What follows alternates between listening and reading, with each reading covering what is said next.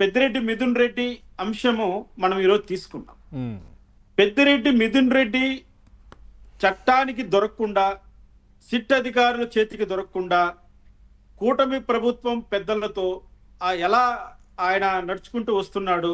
ఈ రోజు వరకు ఆయన అరెస్ట్ చేయలేదు. జగన్మోహన్ రెడ్డి ప్రభుత్వంలో జరిగిన అన్ని స్కాముల్లోనూ, జగన్మోహన్ రెడ్డి ప్రభుత్వంలో జరిగిన ప్రతి అన్యాయంలోనూ, ప్రతి అక్రమంలోనూ, ప్రతి దుర్మార్గంలోనూ మేజర్ వాటా ఉన్నటువంటి కుటుంబం పెద్దిరెడ్డి కుటుంబం. ఇది ఎవరు కూడా కాదనేటువంటి సత్యం. ఇక్కడ మిథున్ రెడ్డిని అరెస్ట్ చేయకుండా సుప్రీంకోర్టు కొద్ది రోజుల పాటు వెసులుబాటు ఇచ్చింది. ఇంకో విషయం, మిథున్ రెడ్డి యొక్క ఇన్వాల్వ్మెంట్ గురించి కోర్టులో ఏం జరుగుతుందో చూస్తున్నాం. నిన్న సిట్ సమర్పించినటువంటి కౌంటర్లో చాలా విషయాలు వెలుగులోకి వచ్చాయి. అవి చూస్తుంటే పిఎల్ఆర్ అంటే పెద్దిరెడ్డి లక్ష్మణరెడ్డి ఆ పేరు మీద ఉన్నటువంటి పిఎల్ఆర్ కంపెనీకి కూడా ఈ మద్యం ముడుపులు అందాయి, చేరాయి అని రావడం ఒకంత ఆశ్చర్యానికి కలుగజేస్తుంది. ఎందుకంటే ఈ పిఎల్ఆర్ గ్రూప్ను చాలా పగడ్బందీగా పెద్దిరెడ్డి కుటుంబం నిర్వహిస్తుంది. అందులో మొత్తము వాటాదారులు వాళ్ళే. పెద్దిరెడ్డి ద్వారకనాథ్ రెడ్డి, పెద్దిరెడ్డి రామచంద్రారెడ్డి, పెద్దిరెడ్డి మిథున్ రెడ్డి, పెద్దిరెడ్డి రామచంద్రారెడ్డి భార్య అనేటువంటి సుమలతను సులోచన, ఆమె అందరూ కూడా వాళ్ళ కుటుంబ సభ్యులే అందులో కమిటీ మెంబర్లుగా, అంటే 100% షేర్లన్నీ వాళ్ళవే ఆ కంపెనీ, వాళ్ళ కుటుంబమే ఉంది అంతే. ఆ విషయాన్ని వాళ్ళు ఎన్నికల అఫిడవిట్ లో చెప్పారు, అందరికీ తెలిసిన విషయమే. మరి అటువంటి కంపెనీకి ఈ ముడుపులు, ఈ మద్యం కేసు సంబంధించినటువంటి ముడుపుల లావాదేవీలు ఆ కంపెనీలో జరిగాయి అంటే ఇంకా పెద్దిరెడ్డి కుటుంబాన్ని ఎవరు కాపాడాలో ఒకసారి ఆలోచించారు. ముఖ్యంగా పెద్దిరెడ్డి విషయాన్ని, మిథున్ రెడ్డి యొక్క ఇన్వాల్వ్మెంట్ నిన్న సిట్ చాలా ఎక్స్పోజ్ చేసింది. అంటే ఆయన ఏమంటున్నాడు ఇప్పుడు, ఆ పిఎల్ఆర్ కంపెనీ నాకేంటి సంబంధం అంటున్నాడు. అరే పెద్ద మిథున్ రెడ్డి, నీ ఎన్నికల అఫిడవిట్ లోనే, నువ్వు మీ ఫాదర్ ఇచ్చిన ఎన్నికల అఫిడవిట్ లోనే, మీ బాబాయ్ గారి ఎన్నికల అఫిడవిట్ లోనే పిఎల్ఆర్ సంబంధించిన ఎన్ని షేర్లు మీకు వాటాలు ఉన్నాయో మీరే చెప్పారు. మరి ఈ రోజు ఈ మద్యం కుంభకోణంలో పిఎల్ఆర్ కంపెనీ పేరు వచ్చిందని, ఆ పిఎల్ఆర్ కంపెనీతో నాకేంటి సంబంధం అని మాట్లాడే హీన స్థితికి ఈ మిథున్ రెడ్డి వచ్చాడంటే వీళ్ళని ఏ విధంగా చూడాలి ఒకసారి చూడండి పవన్ గారు. ఒకటి మాత్రం నిజం, శ్రీనివాస్ గారు మీరు మ్యూట్ లో పెట్టారా? శ్రీనివాస్ గారు మీ వాయిస్ వస్తుంది. శ్రీనివాస్ గారు ఒక్కసారి వినపడుతుంది సార్, మీ వాయిస్ వస్తుంది, మ్యూట్ లో పెట్టండి. రామకృష్ణ గారు మాట్లాడుతున్నారు. పెట్టాను సార్, మ్యూట్ లో పెట్టాను.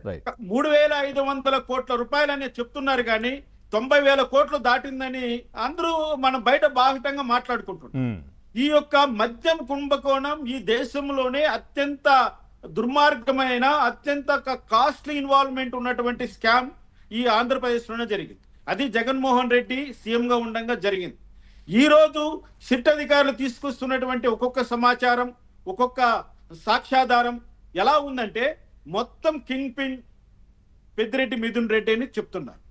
మరి ఇప్పుడు ఆయన ముందస్తు బెయిల్ పైన ఉన్నారు కదా సార్, సుప్రీం ఇచ్చింది కదా. సో ఇప్పుడు ఏంటి అంటే ఇప్పటికిప్పుడు బెయిల్ కూడా అవసరమైతే క్యాన్సిల్ చేయొచ్చు, ఈయన అదుపులోకి తీసుకోవచ్చు, అంతేనా? ఇక్కడ పవన్ గారు సుప్రీంకోర్టు బెయిల్ ఇవ్వలేదండి. అంటే తదుపరి చర్యలు తీసుకునేంత వరకు మీరు ఇప్పుడే తీసుకోకండి, ఏదైనా ఉంటే చెప్పండి అన్నారు, అంతే కదా?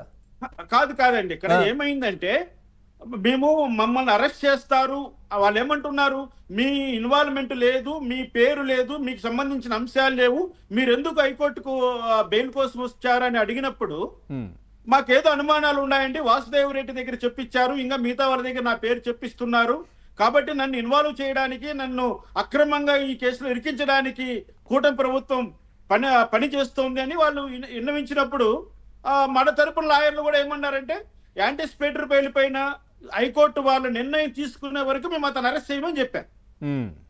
అంటే హైకోర్టు నిర్ణయం తీసుకోవాలి. హైకోర్టు నిర్ణయం తీసుకోవడానికి రేపు డెఫినెట్ గా రేపు ఆర్గ్యుమెంట్ ముగిసిపోతాయి, రేపటితో తప్పకుండా ఏదో ఒక నిర్ణయం అయితే హైకోర్టు తీసుకోవాలి. ఎందుకంటే సుప్రీంకోర్టు వాళ్ళు టైం బౌండ్ పెట్టారు, దాన్ని ప్రొలాంగ్ చేయకూడదని చెప్పారు. కాబట్టి రేపు ఏదో విధమైనటువంటి ఆర్డర్స్ వస్తాయి. కానీ ఇక్కడ సిట్ వాళ్ళు సమర్పించిన నివేదికలో సిట్ ఆర్గ్యుమెంట్ ప్రకారం అంత మూల కారణము మిథున్ రెడ్డి అని, వాళ్ళు కింగ్ పిన్ ఇతనే అని చెప్పి కోర్టుకు నివేదించారు.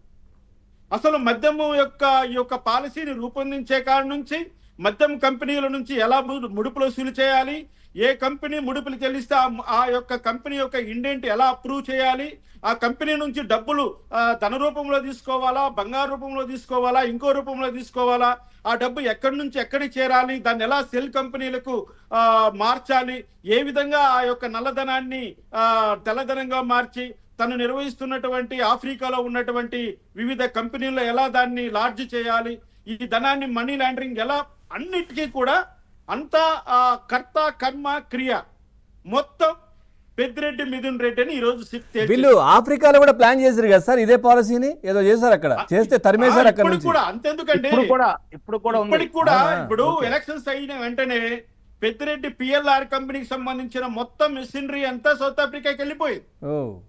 అప్పుడు ప్రజలు ప్రశ్నిస్తే మాకు అక్కడ కంపెనీలు ఉన్నాయి, మాకు అక్కడ వ్యాపారాలు ఉన్నాయి, మా సామాగ్రిని అంతా మేము అక్కడ తరలిస్తున్నామని పెద్దిరెడ్డి రామచంద్రరెడ్డి ప్రెస్ మీట్ పెట్టి చెప్పాడు.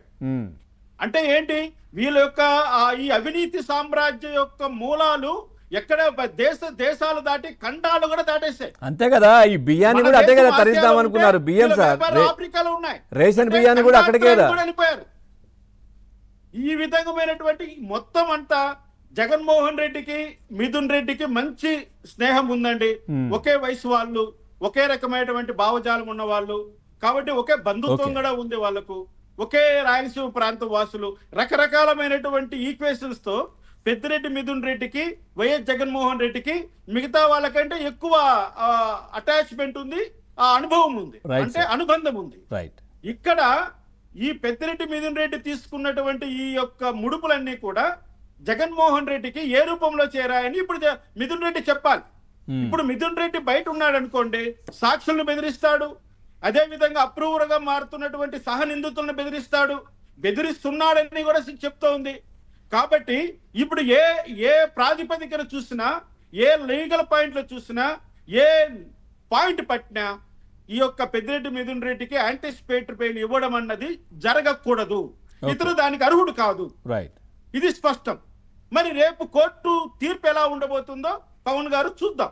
ఒకవేళ కోర్టు ఆయన మాటలు నమ్మి ఆయన అమాయకుడని, ఆయన ఒక శుద్ధపూసని, లేకపోతే స్వార్థముత్యమని భావించి అతనికి ఒకవేళ ముందస్తు బెయిల్ ఇచ్చినా ఆశ్చర్యపోవాల్సిన అవసరం లేదు. ఎందుకంటే సుప్రీంకోర్టులో ఇటీవల జరిగినటువంటి పరిణామాలన్నీ మనం చూసాం. కొమ్మినేని శ్రీనివాసరావుని ఎంత క్లీన్ గా బయటకు తీసుకొచ్చారో చూసాం. ఈ రోజు పెద్దిరెడ్డి మిథున్ రెడ్డిని కూడా అదే విధంగా ఏమైనా బయటకు తీసుకొస్తారో చూద్దాం. నేను ఒకే డిబేట్ లో ఒకసారి చెప్పాను, పోసాని లేదు ఈయన ఆర్జీవి అంటే ఆ సినిమా డైరెక్టర్ గురించి డిబేట్ జరిగినప్పుడు సోమవారం రోజు ఆర్జీవికి యాంటిసిపేటరీ బెయిల్ ఇస్తున్నారు, మన లీగల్ టీమే అతనికి హెల్ప్ చేస్తోంది, ఒక్కసారి చూసుకోండి తెలుగుదేశం వాళ్ళకని చెప్పాను. కానీ ఆయన సోమవారం రోజు ఆర్గ్యుమెంట్, మంగళవారం రోజు యాంటిసిపేటరీ బెయిల్ మీద వచ్చేసాడు, దాన్ని పట్టించుకోలేదు. ఈ రోజు కూడా ఇదే మంగళవారం రోజు చాలా వాళ్ళకు మంచి ముహూర్తం మంగళవారం అనేది, ఆ మంగళవారం కోసమే వాళ్ళు వెయిట్ చేస్తారు. వైసీపీ వాళ్ళు మంగళవారం కోసమే వాళ్ళు కాచి కూర్చుంటారు. రేపు సాయంత్రం లోపల ఈ యొక్క మన పెద్దిరెడ్డి మిథున్ రెడ్డికి ముందస్తు బెయిల్ గ్రాంట్ చేసినటువంటి ఆంధ్రప్రదేశ్ న్యాయస్థానం అనే వార్త వినబోతున్నాం. ఇది ఫైనల్. ఎందుకంటే గతంలో మనం మాట్లాడాం సార్, బోరుగడ్డ అనిల్ విషయంలో కూడా సో